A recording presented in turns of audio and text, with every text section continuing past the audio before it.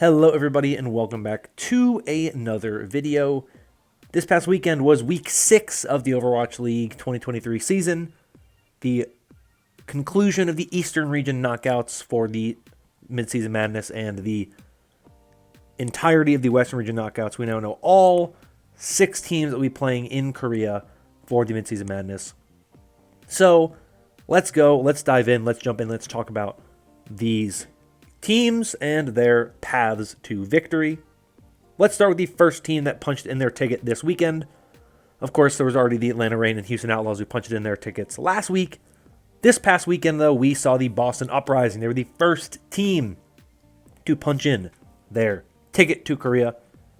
They had a close series 3-2 against the Washington Justice on Friday, but on Saturday, it was a clean, dominant 3-0 victory over the LA Gladiators to punch in their ticket. A team that we all kind of knew would be very, very good this year. You look at the talent on this team. We've all known this team has talent and should be good when you have players like Smurf and Lee Jae-gon and Izayaki and Twilight and Decay and Birdring. You know, this is a team that you look at and you know this team is going to be good. And this, to me, this game against the Gladiators was, in my opinion, one of their best games of the entire season.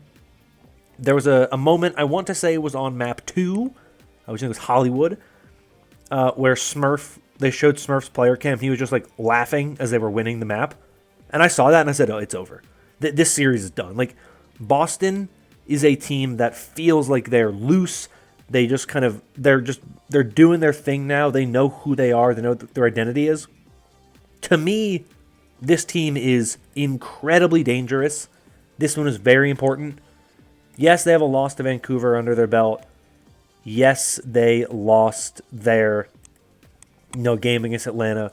Maybe they're not the favorites to win, but to me, they are clearly a top 3 team in this region. This run was very, very good from them. I'm honestly pretty high in the Uprising right now. I think they have a really good shot to be a really good team in the tournament. We'll talk more about that when we get to the bracket preview here at the end of this video, but super, super, super fun run from this Uprising roster. They're so talented. I think they're super dangerous. I really hope Decay can get something under his belt at some point in his career. He has been so good for so long. He has nothing to show for it. And I think that this is a team that you just look at how they've managed to come together, especially since that kind of loss to Vancouver. Seemingly they made some changes, some coaching changes, some kind of playstyle changes. They've looked a lot better. They look good with Caliusin, they look good with Smurfin. This is a really solid Uprising roster. I think they haven't beaten anybody. Rumors are dead. Put them to rest. They beat the Gladiators in a dominating fashion. They beat the Justice in a pretty close series. So, you know, they can pull it out, right? They can get those wins. They've beaten good teams. We'll see them against good teams in Korea. But some legends of the game moving on and playing in front of the Korean fans here in just a couple of weeks.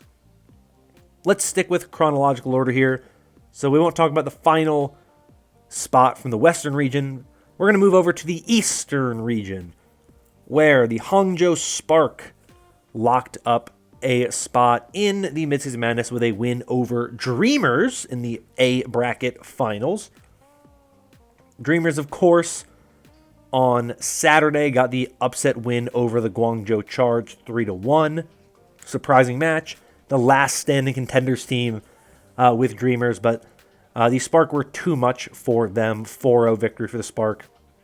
Leave at some like absurd stat, like 55 final blows and 10 deaths across the entire series. Something absolutely ridiculous like that. He just pounded this series. Spark are looking good. They got good when it mattered most.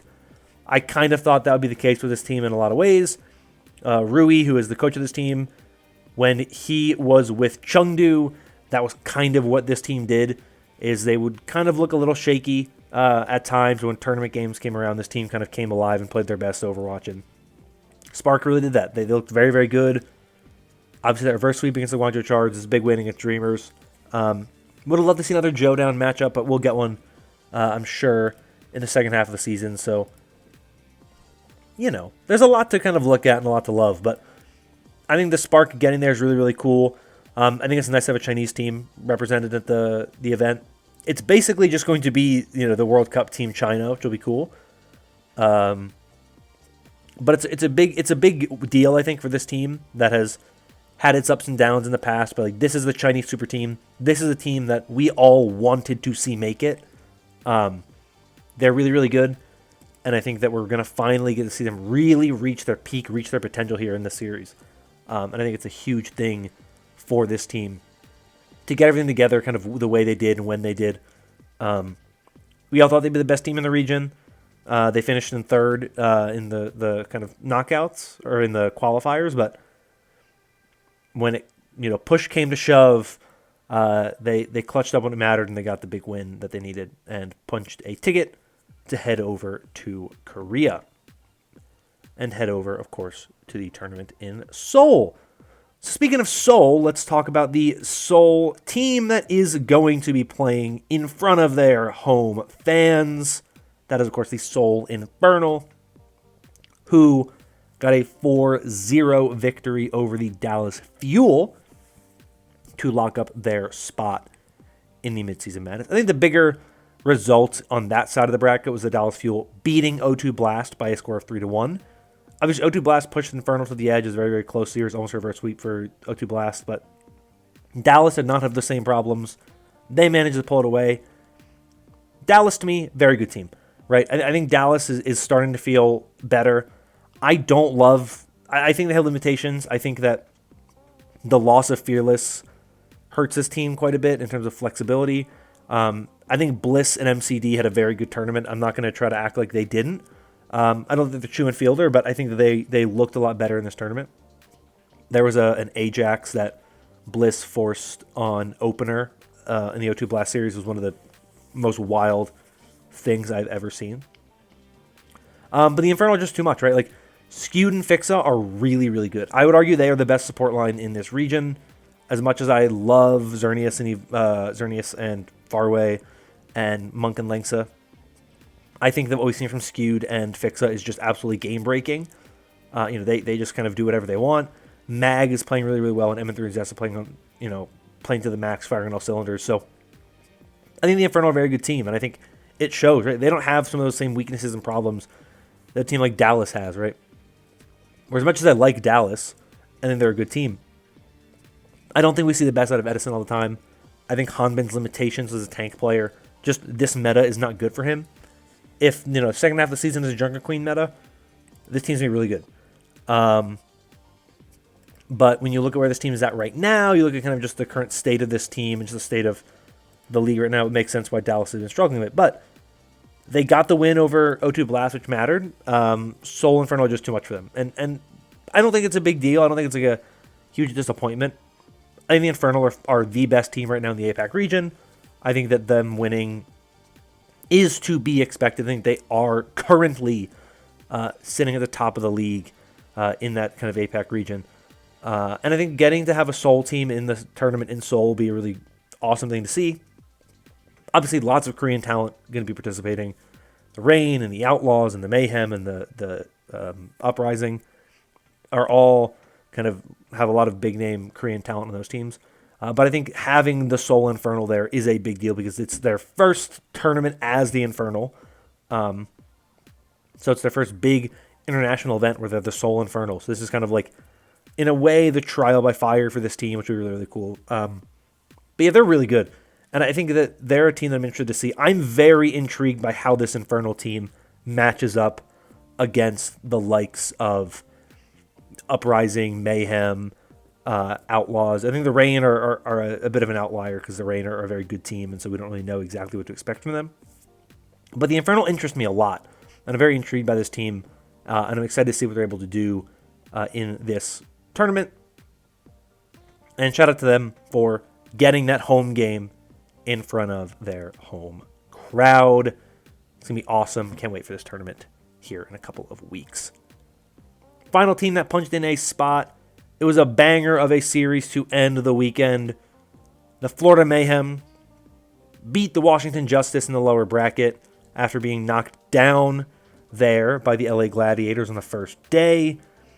They beat the Shock, they beat the Justice, and they set up a rematch with the LA Gladiators. And this time, much like it did in the Pro-Am, when the game matters most, it was the Mayhem who walked away victorious and clinched the final spot in the Midseason Madness. It was a very interesting series between the Gladiators, a very close series. I think it was a near reverse sweep for the Gladiators. They had to try to take it in a reverse sweep fashion.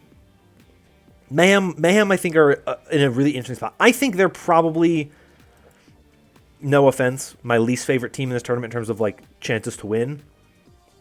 I think, considering the fact that when you look at the Western region, like they're definitely not better than Atlanta or Houston. I don't think they're better than Boston. So you have to be better than those three. Plus, you add teams like Hangzhou and the Seoul Infernal, we haven't really seen play against this team before, obviously. They're in a kind of a tough spot. But they got a big win, and I think, to me, if you're Florida, you're just saying, like, we're playing with house money at this point in time, right? Like, we're the bottom seed, if you will. That doesn't mean anything to us, right? Like, we can win. Why not us? We won the Pro-Am. We had to, play through teams like, Toronto and San Francisco, London, Gladiator, sure. We didn't play the toughest opponents. But that's not our fault, right? Like, we shouldn't get punished for that. And they made it. I think the fact that they were the best team in the Pro-Am excites me because this is kind of like, they were number one on my power rankings at the beginning of the year, so it's interesting to kind of see this team get to this point where now it's like, okay, can they pull it off? Can they be victorious? Can they keep that success up? Can they be this kind of big tournament bracket team? It'll be interesting to see, but I do really think the Mayhem are one of those teams that I think is interesting to watch out for. I definitely think they are the team that I'm most interested to see how they match up with the APAC teams.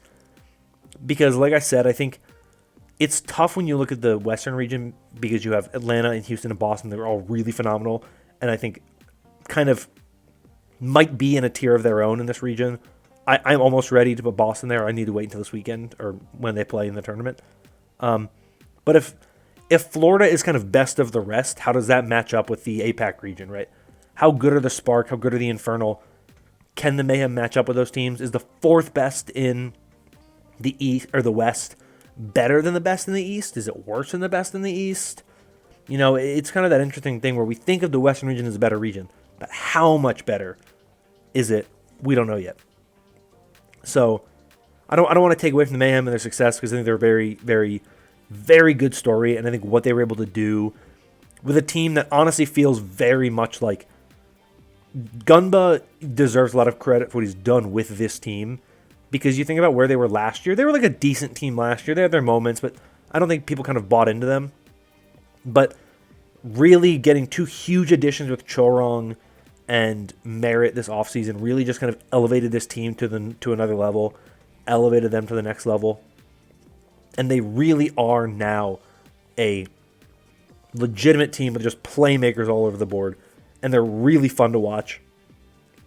I think I said last year that the Mayhem were one of my least favorite teams to watch in the league because I just thought their games were so boring. Not anymore, they're not. They're a very exciting team now, which I love. And I'm excited to see where they go. Plus, their social presence is great. So you can't really complain there when you have a great social media presence. Your team branding is always a fun thing to have there. So let's real quick take a little preview at the bracket for the Midseason Madness. I'm not going to make any predictions or anything yet, but I will, because we have a couple weeks until the actual tournament, I figure let's take a moment to look at the bracket and just kind of share some thoughts on it. So here it is. Here's your bracket. You can see we're going to have the Hangzhou Spark and the Florida Mayhem play in the first round. Pink on pink battle. And the Houston Outlaws take on the Boston Uprising, which is an interesting series to me. These two teams have not played yet this season, so this to me is kind of the real test for where these teams are. And if Boston is a tier of their own, or if Boston is in a tier with Houston and Atlanta, that series would be a close one. Then the winner of Houston versus Boston will play against the Seoul Infernal, which I think is a very interesting matchup. Kind of the Korean team, the Seoul Infernal, up against one of two Korean super teams from the Western region. And then, I would like to see a Spark Rain matchup. Not to kind of bash the Mayhem, but, we've seen Western region games, it's whatever. We haven't seen Spark Rain, right? It's really an interesting series there. And, there's obviously all these different matchups that can happen. The lower bracket and whatnot, it's not that simple, but it's an interesting bracket. I think my favorite part about this bracket is the fact that none of these teams have ever won a tournament before. A bunch of them have made finals before. I think every team on this list but the Houston Outlaws has been in a finals before.